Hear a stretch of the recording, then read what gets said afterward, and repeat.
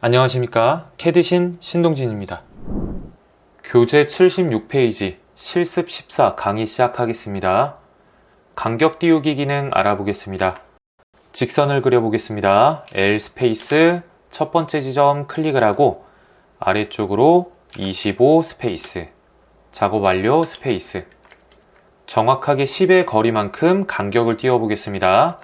먼저 아이콘은 구름 모양의 형태가 여러 겹 있는 이 아이콘 단축키는 알파벳 O입니다. O 스페이스 명령어 창을 보면 간격 띄우기 거리를 지정을 하라고 하죠. 거리값 10 입력을 하고 스페이스 명령어 창을 보면 간격 띄우기 할 객체를 선택을 하라고 합니다. 객체를 선택을 하고 마우스 커서를 이용을 해서 방향을 지정을 한 다음에 마우스로 클릭 명령어 창을 보면 간격 띄우기 할 객체를 다시 선택을 하라고 하죠. 객체 선택하고 방향 지정하고 클릭 반복적으로 클릭 처음에 입력을 했던 10 거리만큼 간격을 띄울 수가 있습니다. 다시 컨트롤 Z 다시 알파벳 O 스페이스 간격 띄우기 거리값 4 스페이스 객체 선택하고 방향 오른쪽 왼쪽 지정을 해서 클릭 직선을 간격 띄우기를 할 때에는 이런 식으로 직각의 방향으로 간격을 띄울 수 있고 이렇게 동일한 선상으로는 간격을 띄울 수가 없습니다. 사각형을 그려볼게요. REC 스페이스 첫 번째 지점 클릭을 하고 두 번째 지점 25,25 간격 띄우기 알파벳 O 스페이스 그리고 거리값 숫자 5 스페이스 객체 선택하고 바깥쪽으로 띄울지 또는 안쪽으로 띄울지 방향을 지정을 한 다음에 클릭 객체 선택 그리고 클릭 이런 식으로 반복적으로 간격을 띄울 수가 있습니다. 직선을 그려볼게요. L 스페이스 첫 번째 지점 클릭하고 25 끝점 클릭 간격 띄우기 알파벳 O 스페이스 거리값 숫자 5 스페이스 객체 선택하고 방향 지정하고 반복적으로 클릭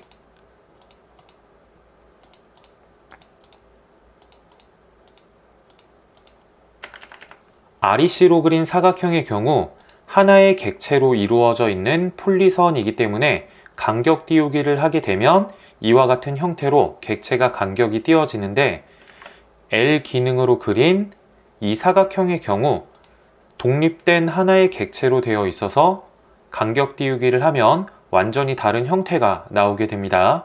그래서 REC로 그린 객체 그리고 L로 그린 객체에 따라서 간격 띄우기 결과가 완전히 달라지니까 이러한 폴리선의 특성 잘 활용을 하셔서 간격을 띄우시면 됩니다. 객체를 자르는 기능에 대해서 알아보겠습니다. 동일하게 객체를 그릴게요. L 스페이스 직선 길게 그려주고 그리고 원도 그리겠습니다. 원 그리고 호도 그려볼게요.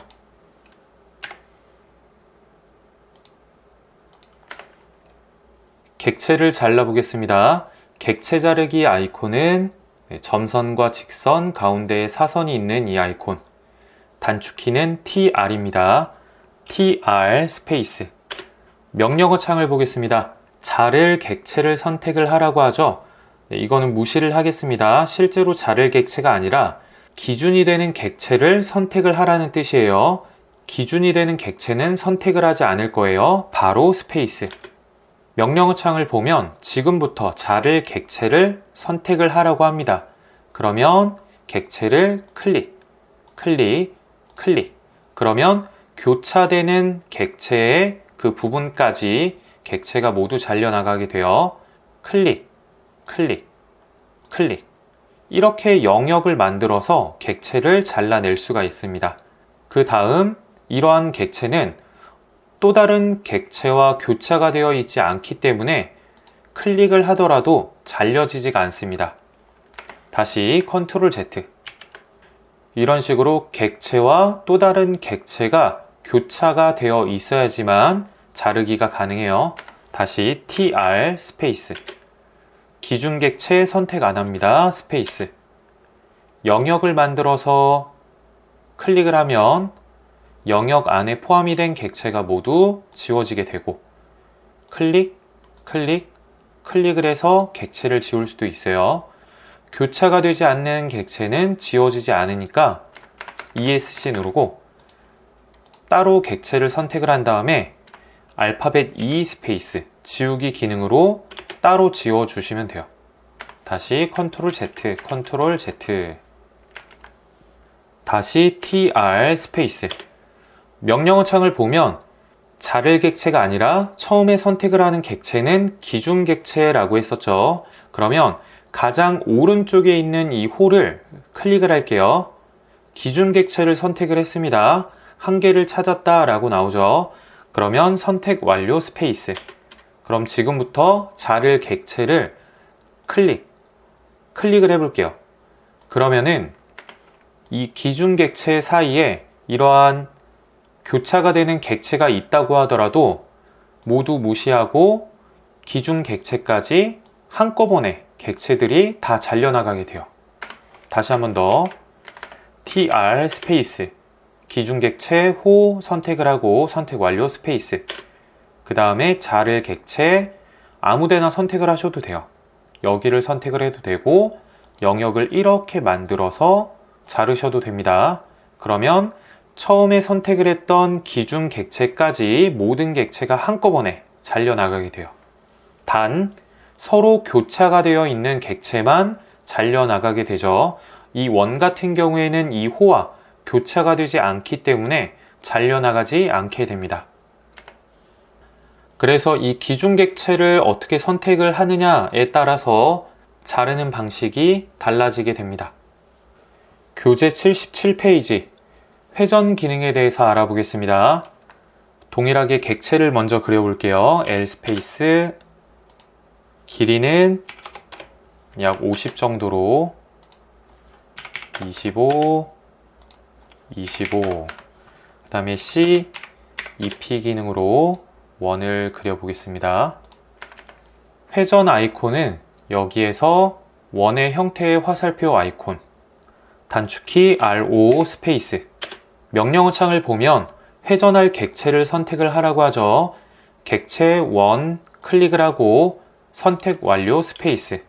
명령어 창을 보면 기준점을 지정을 하라고 합니다. 그러면 저는 여기 교차되는 지점, 이 점을 클릭을 할게요. 다시 명령어 창을 보면 회전 각도를 지정을 하라고 하죠. 그러면 회전 각도 90 스페이스. 원본 객체가 있던 지점으로부터 90도만큼 회전을 했습니다. 다시 RO 스페이스. 객체 선택하고 선택 완료 스페이스. 그리고 가운데 지점 클릭을 하고 이번에도 마찬가지로 90 스페이스 입력을 해볼게요. 우리가 전에 직선을 그릴 때에는 이 점을 기준으로 오른쪽이 0도, 그리고 위쪽이 90도, 왼쪽이 180도, 그리고 아래쪽이 270도의 각도로 각도를 계산을 할 때에는 반시계 방향으로 각도가 계산이 된다라고 했었죠. 이거는 직선을 그릴 때의 경우고, 이 로테이트, 회전 기능으로 객체를 회전을 할 때에는 이 내용은 무시하셔야 돼요.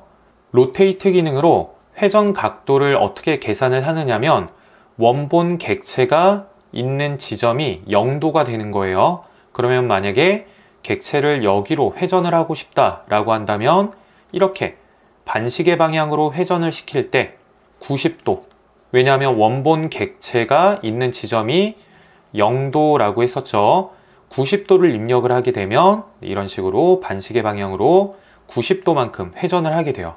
그러면 만약에 각도 값을 마이너스 90도 입력을 하게 된다면 이렇게 시계 방향으로 회전을 하게 되어서 객체가 여기로 위치하게 됩니다. 네, 다시 한번 더 RO 스페이스 객체 선택하고 선택 완료 스페이스 기준점 찍고 마이너스 90 입력을 해볼게요. 스페이스. 그러면 시계 방향은 마이너스니까 원본 객체가 있던 지점으로부터 마이너스 90도만큼 회전을 하게 돼요. 네, 지우고 사각형도 그려볼게요. REC 임의의 크기로 그리고 다시 R로 스페이스 객체 선택하고 선택 완료 스페이스 기준점 찍고 원본 객체가 있는 지점이 0도, 90도, 180도 만약에 시계 방향으로 회전을 한다면 마이너스 90도, 마이너스 180도가 되는 거겠죠. 90도나 180도의 각도로 회전을 한다면 각도 값을 입력을 하지 않고도 F8번 직교 모드를 이용을 해서 이런 식으로 90도 그리고 180도 이런 식으로 직교 모드를 이용을 해서 마우스 커서로 회전을 할 수도 있습니다. 이런 식으로 다시 한 번 더 R로 스페이스 객체를 선택을 하고 선택 완료 스페이스 기준점 찍고 명령어 창을 보면 회전 각도를 지정을 하거나 또는 옵션을 사용을 할 수가 있죠. 복사 기능을 사용을 해 보겠습니다. 옵션을 사용하기 위해서 C 스페이스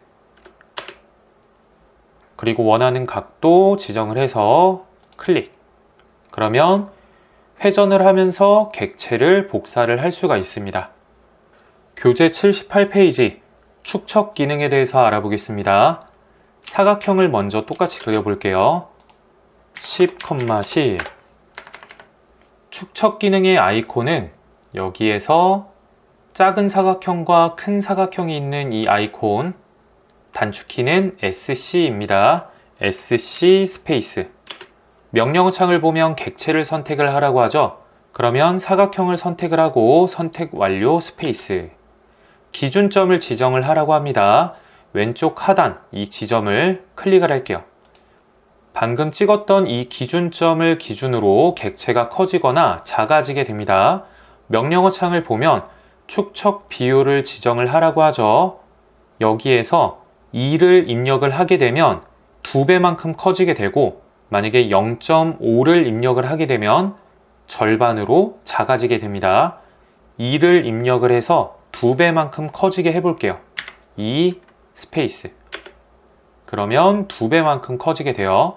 다시 한 번 더 SC 스페이스 객체 선택하고 선택 완료 스페이스 기준점 이번에는 이 위쪽을 찍어 볼게요. 찍고 그럼 기준점을 어디로 찍느냐에 따라서 커지고 작아지는 위치가 달라지게 되죠. 이번에는 비율 값을 0.5를 입력을 할 건데요. 이런 식으로 1/2 분수로 입력을 하셔도 돼요. 그리고 스페이스 다시 한 번 더 SC 스페이스 객체 선택하고 선택 완료 스페이스 기준점 가운데 찍어 볼게요. 가운데 찍고 명령어 창을 보면 축척 비율을 지정을 하거나 또는 복사 옵션이 있죠. 복사를 해볼게요. C 스페이스 축척 비율 3 입력을 하겠습니다. 3 스페이스 그러면 원본 객체가 3배만큼 커지게 되고 복사 옵션을 사용을 했기 때문에 원본 객체는 그대로 유지가 됩니다. 이 스케일 기능으로 객체를 일정한 비율로 확대 또는 축소를 할 수가 있는데요. 우리가 지난 시간에 문자를 입력을 할 때 DT 기능으로 간단하게 문자를 입력을 했었습니다. DT 스페이스 첫 번째 점 클릭을 하고 두 번째 점 높이값 3.5 스페이스 각도 지정 안 합니다. 스페이스 문자를 입력을 해볼게요.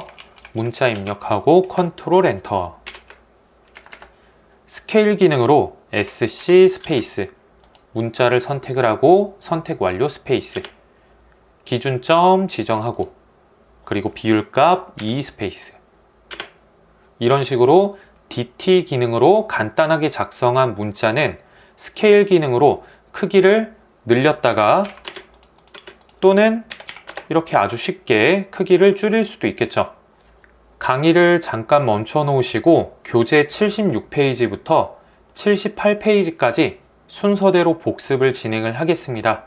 복습을 마치신 분들은 교재 79페이지에 나와 있는 연습 도면을 작성을 해보시길 바랍니다.